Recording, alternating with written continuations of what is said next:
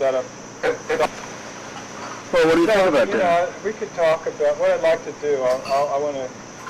I have other ones. We can talk about any of them. I don't need them to talk about. Well, it's good when you look. Was that the balloon? Saying that it's, here we go. Fall. Fall winter of 66. Okay. Well, what do you want to talk about? I'll give you about 5 minutes to talk about anything.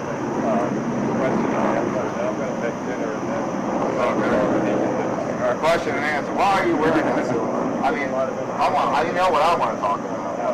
I want to talk about the concept of Calvin and what all that means. Stay back there. Oh, God, man. Oh, yeah, we'll talk about I'm chasing you away. And what year was that?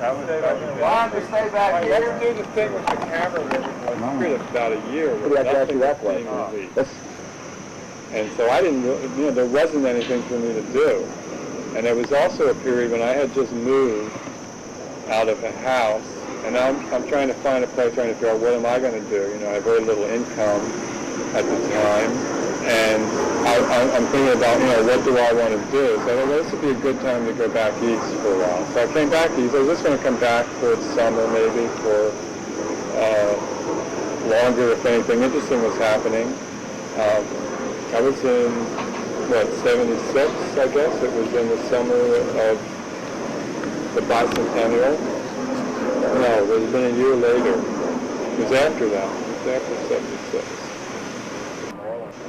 And so I came back east, and when Frank started doing stuff again, actually I think the first 2 albums that were released were ones that one was released without Frank's permission. And the covers were done by Gary Tanner. Gary Tanner had, I was living in this, temporarily I moved in kind of the movie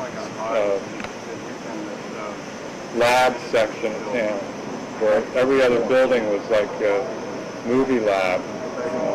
So it was really some really great trash out of this place.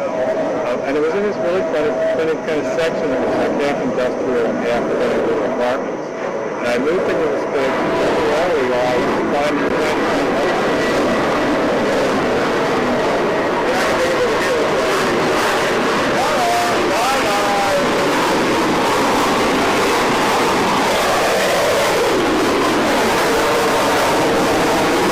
I never met him, but they were very creative. He was at Evergreen College, and there was, right before that, was this girl came to visit, I can't remember her name. She put together a show of my work and Don Van Vliet's artwork at Evergreen College, just in their library. And again, I think, a show of my work at that time, an exhibition, really. It's very good with that work a lot. So anyway, Gary Tanner did these 2 albums. I don't know the details. That was the time during this whole kind of legal thing happening with him. I wasn't at work for me, and I don't know why they didn't ask me, but I probably wouldn't have done it anyway, I guess, if they were helping, if they didn't want to release. He let me in and we talked, and Frank wasn't there, he was out of referring to. When I came back, we talked for a while, and then he gave me a job to do. At the time it was the sleeve for the 45 release of, I think it was for... After the second trip, I went back, we came back again in the fall. I started school. I'll think about that. But anyway, this illustration then became the inspiration for Rebellion. And then I came back east again. I was just visiting. I came back to where I was living here, Pennsylvania. And then Frank called me and said he wanted me to turn that illustration from the 12-inch this Town Rebellion cover. What happened was... I said, well, why don't I do a better version? So I did this other version of that illustration. Go back to some other cover. Later on, when I came back to Pennsylvania... I was living back east, and it was real difficult to kind of keep all this together before the era of fax. So it was hard to kind of coordinate these things because we're both so nuts about how we work. And so there really wasn't much work again for a while after that until the last few years when I got a call from Frank that he wanted me to come out and do some stuff. I flew out, stayed a couple weeks at his house and worked on some projects with them, did the titles for the videos, and then started doing the packages.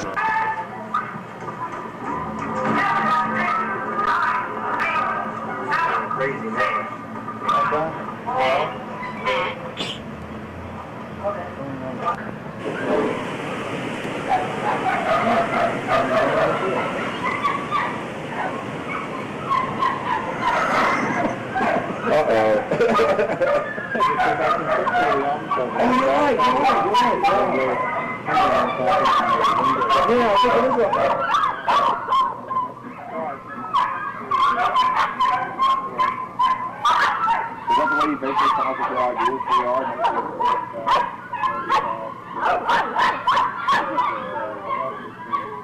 That would be great. But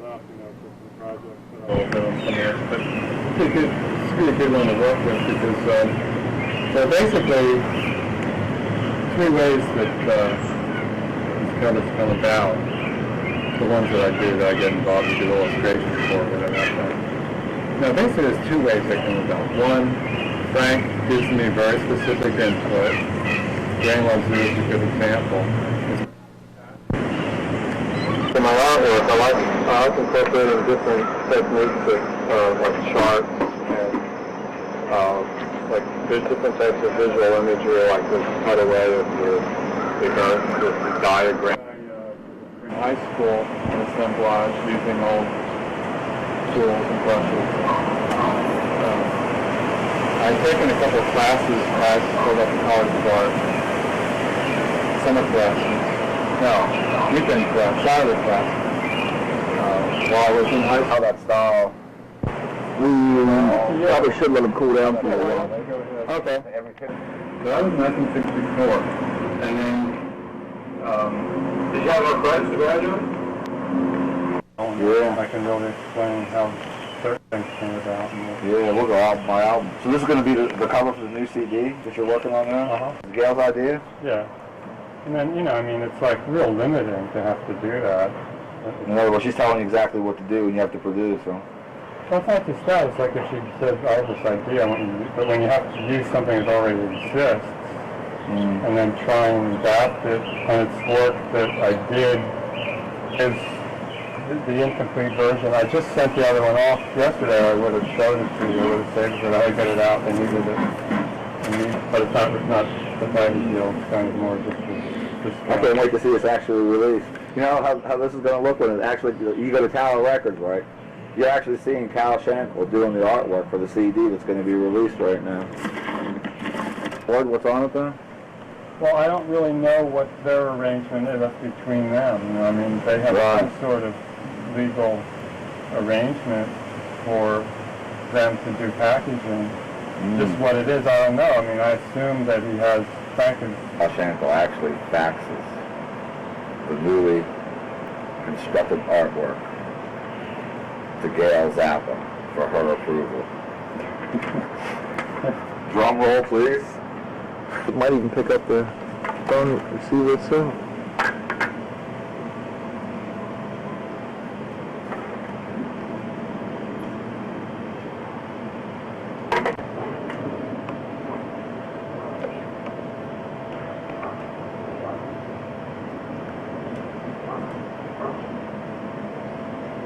Is this going to go directly to Frank's house or to Barton Pump?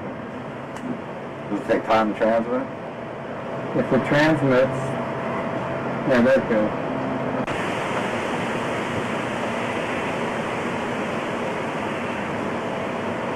Hi, Mark. I just faxed over something on the psychotics. If you want. Okay. Well, the thing is, this is a very preliminary because there's a lot of confusion in my mind as to just what she wants me to do with this house. Now, whether or not it's still time, I couldn't really say. It's not normal business hours. And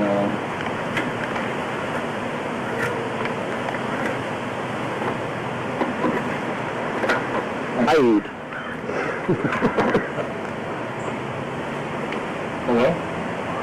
Yeah? Yeah. Yeah. Well, as I say, I have really, there's not much else I can do until I talk to her about just what she wants. Yeah, I'm kind of improvising. I have nothing particular in mind when I started.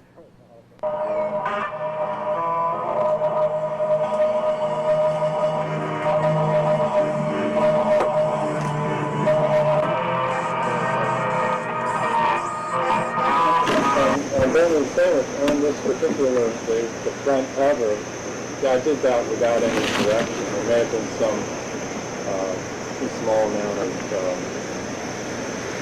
discussion while I was working. I remember working on it in his apartment. This is in New York. I lived on Charles Street. I had a little corner in the place.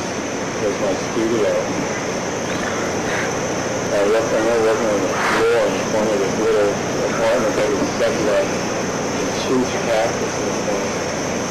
Underneath, there was, they were in Europe, so basically what happened was I sent out a photostat of it and got back an okay. I don't remember. Now, I did a different version of the back originally. I wasn't real happy with it. And then I came up with this. And the skull here is from one of those benefits where they had. I don't really know what this means.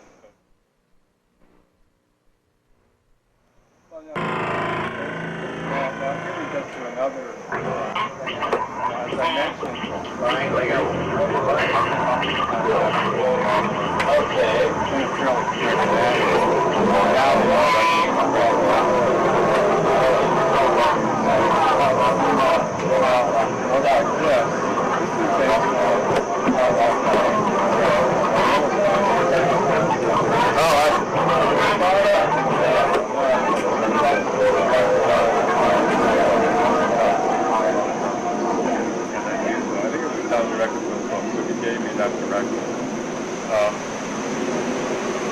Well, I based the illustration on there was a model car that I had made while we were still in New York.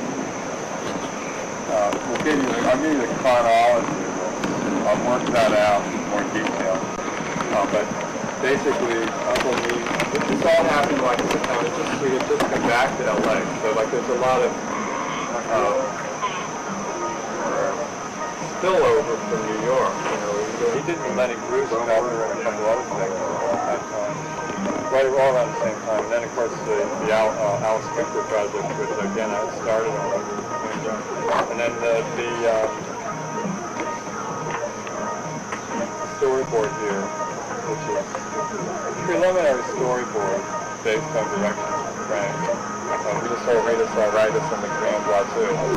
And I illustrated that story. I had Don Fu-Ding Chang work on this with me because I was working on doing those bells. No, those are definitely. I was working on this animated feature called The Naked Ape. Starring Victoria Principal and Johnny Crawford, the guy that played Kid in the Rifleman. That's his seal.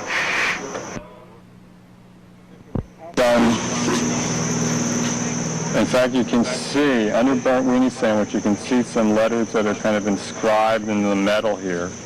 That was part of the original title. I think it was for Eric Dolphy album, but I'm not sure. It was for some jazz album. And what I did, the technique called Assemblage, which we'll showcase later in this video. It's a technique where you use dimensional objects. It's a like collage, but you use dimensional objects. Start out with a base of some kind, and then assemble a dimensional piece. Now this has a lot of electronic stuff, some metal, some hands from the mannequins that were left over from We're Only in It for the Money. You know, the mannequins that are in the cover of that, the mothers. And this really weird doll's head that I found. It's kind of like some sort of spaceman, you know. I wish I had more of these little pool pool balls. If anybody has these miniature pool balls, I collect those things to use in my art, and I'm real hard to find. Now and then I come across something like that at a garage sale, but a piece here, this little image here, is from Hieronymus Bosch painting. I forget which one exactly, but that's just a little blow-up of a piece of that. I think that was also left over from Rolling It for the Money because I had done a lot of color Xerox. Actually, it wasn't color Xerox. Didn't have color Xerox back then. It was color stats that cost about $100 a piece or something to make. And I'd done a bunch of them for the Rolling It for the Money for the collage at the top, which we'll talk about probably before. This here is a lemon. This is a live lemon that I nailed to the board, which gradually shriveled up into a petrified, still extant piece that's under art. Frank has the original art for this. At least he did when I last saw it. Then there was a photograph taken by Jerry Schatzberg of the piece. He's the guy that did the photography for Rolling It for the Money. And then we made a dye transfer print, and this was reproduced from the dye transfer print. At that time, color separations were done in a big camera. They weren't done electronically, so we needed a flat piece of art. Although later, when I did Uncle Meat, which actually came out before this, I had them separated directly from the assemblage because I wanted that effect. But I think it would have been better off if we photographed it anyway. It didn't quite work as well. Now the rest of it, because of graphic, you never know, I might, but anyway, that's, you know. That's an interesting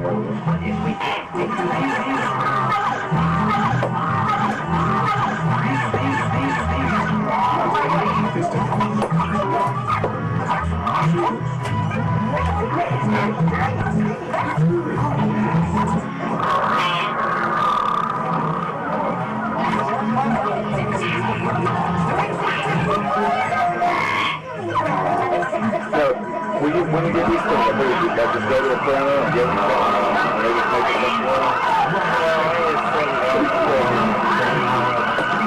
Do you use like one special guy that does all your stuff? Do you have a local guy?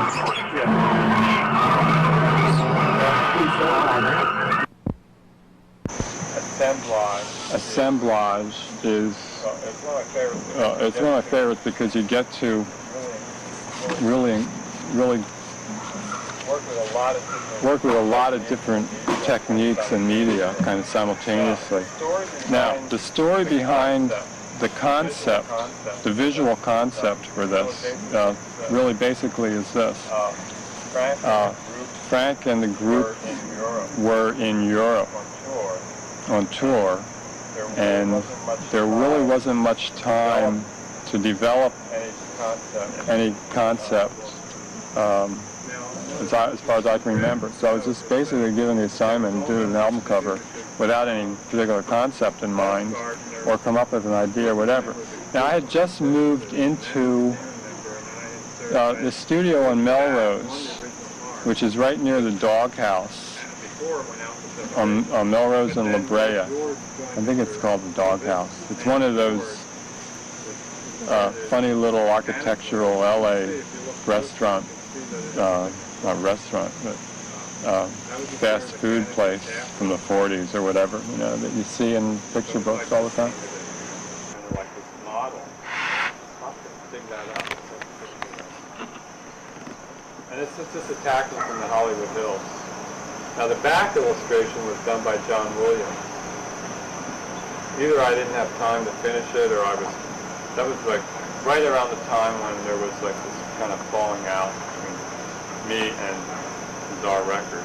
But the storyboard here, which is preliminary storyboard based on directions from Frank of the story of Uncle Me. I did some collage here, you know, the group members and all. I have no idea what this is. I have no idea what this is.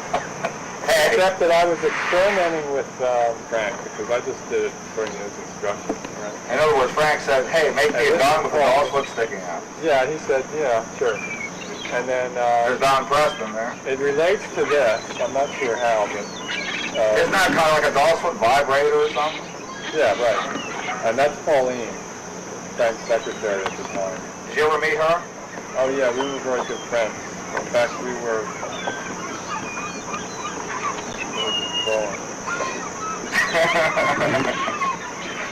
We're still good friends. Good. And It's nice to have a good friend. 16mm film that I had taken of different parts of the group, and I blew that up. Oh, really? Yeah. I don't remember what it was. And then again, this is John Williams' work here. Right. In the back, John Williams. That's John Williams' work. That explains that. Oh, the inside. This is great because the inside which you can't see. Yeah. For photography, and I had a little darkroom that I set up, and I was playing with lab, like solarizing color stuff, doing all this stuff. And I came up with this version that really looked great, but when they shot it, it just like turned brown and disappeared, and it was like, whoa. But everybody liked it, so we used it. I think it was stronger. The original was a lot stronger. But, and also because this was printed on a flat paper instead of a glossy stock, the colors didn't really pop. But that was also the same darkroom experiment stuff that was done for Trout Mask. The inside of Trout Mask, I did a lot of darkroom experimental work. This is all based on directions from Frank.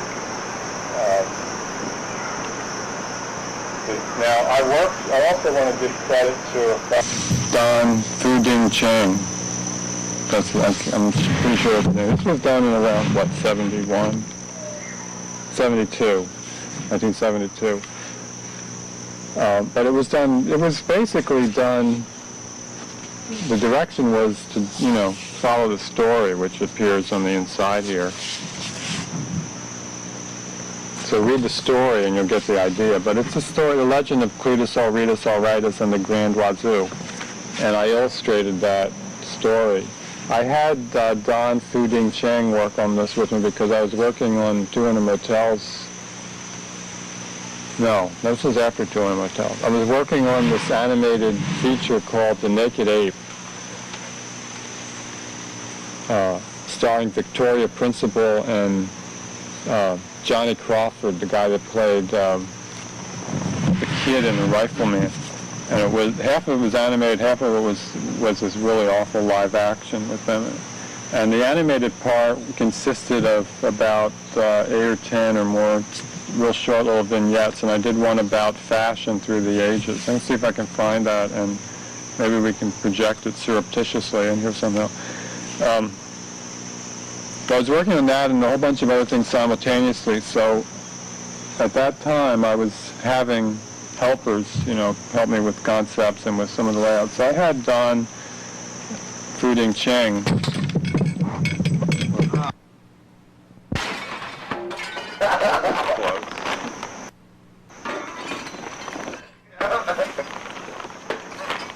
the mic all right? Is it on? You want to test it? That's it. That's it. Okay. So I had Don Fu-Ding Cheng help me with this. Fu-Ding because helped me with this because I was very busy working on that. So I had Don Fu-Ding. Not video, that film. Very busy working on that. So I had Don Fu-Ding Cheng help me with this because I was very busy working on that film.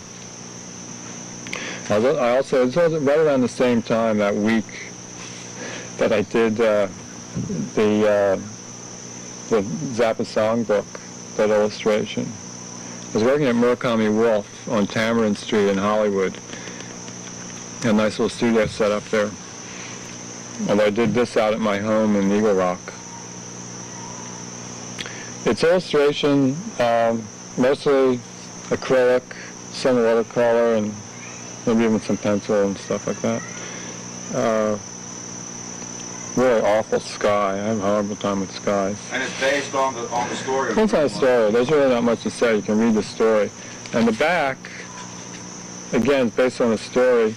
I did the basic little piece. I wanted to include this plant because it came from the other album. What's the other album that has a plant? It has a photo of Frank on it with this plant. Yeah, that was right around the same time. I wanted to put that in it, and then Frank told me to do this, which is from the song for Calvin and his next two Hitchhikers. One of the lyrics for that, and also the Doll's Foot rifle is in here too. Now, it just came out this way, but this looks exactly like my grandfather. It really was. I didn't use my grandfather as a model for this, but it just happens. Of course, he doesn't have the weird eye, but for some reason it looks just like Grandpa. Is that the one that was the artist? Yeah, this is my grandpa Schenkel. Oh wow. Werner. So you modeled that image in your mind with him? No, I didn't model it. I just drew an old guy, and it came out looking like him. It wasn't intentional. But it was funny because later on, about 10 years ago, my uncle had this bar in Pleasant Valley, and one of my fans came in with this album. They heard that he was my uncle and showed it to him, and he freaked out. He saw the picture of his father on the back of his cover. It was kind of a surprise. A lot of the detail, again, see, like I would work out a preliminary drawing on something like this, show it to Frank, and then he would make comments like include this, include that, and give me, a lot of the detail and some of the puns and things would be directly from Frank, to do, so. So that's the one on that album, huh? I started doing this. I just moved into a new studio. We've moved.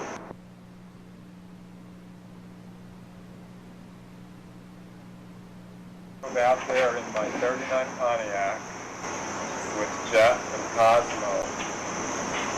We almost drove off the cliff in Colorado because we were inside. It was a very interesting trip from Mars, Pennsylvania. Got beat up at a truck stop.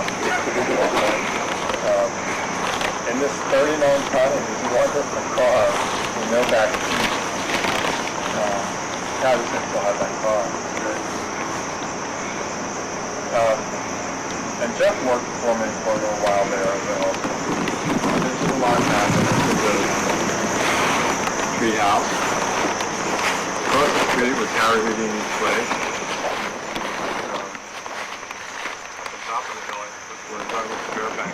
That's where the funny old black lady, street place that we had to go pay rent. I lived there actually in the treehouse for a couple months after Frank moved out, and then I found a place. That's when I found my place in Eagle Rock. Frank wasn't offended by you portraying him in that manner? No, he wanted me to. That was the whole point. It was done to instruction. Oh, he instructed you to make him look that way? Yeah. Well, he instructed me to do the group as cartoon animals, basically. Because it was part of the story of the movie. Ah, I see. Which if you read that story, you'll... Right, yeah, it makes it... Then the inside, this was when I was starting to do this type of mechanical collage, incorporating overlays of mechanic items. This was done mechanically, where I did all black and white art. The original was in color. Again, it's another one of those solarized chemistry in the darkroom, funny chemistry type shots. The original is red, like this shot here. The way we got it to be green was by printing the red plate for blue instead of green. So we reversed, originally you can see in this little spot, the rest of it is reversed. It's printed, what was supposed to be the magenta plate was printed for blue, and the blue plate was printed for magenta, so it came out looking very green instead of very red. And then the rest of this stuff was cut in mechanically, line shot material, the way I did that is I had a color key, which is a proof of the separation from the printer, and then I did a piece of artwork on top of that, showing where it goes, and the printer laid all this stuff in. Now, if I did that today, I would do it much differently because the techniques are different today. They don't do camera work anymore much, except for black and white. All of the color is done on a scanner. And now, a lot of this type of thing can be done with a computer. You can scan something and then lay it in very easily, move it around, and find out exactly where you want it. But at that time, that was a technique that was wasn't a used technique to. to do it. It was done all by hand, which is a very interesting effect. That's for sure. You know, I really like the color we got on the front here, which is, see, the original is done in spray paint, fluorescent spray paint out of a spray can. I just sprayed the back of it, and it came out this great orange.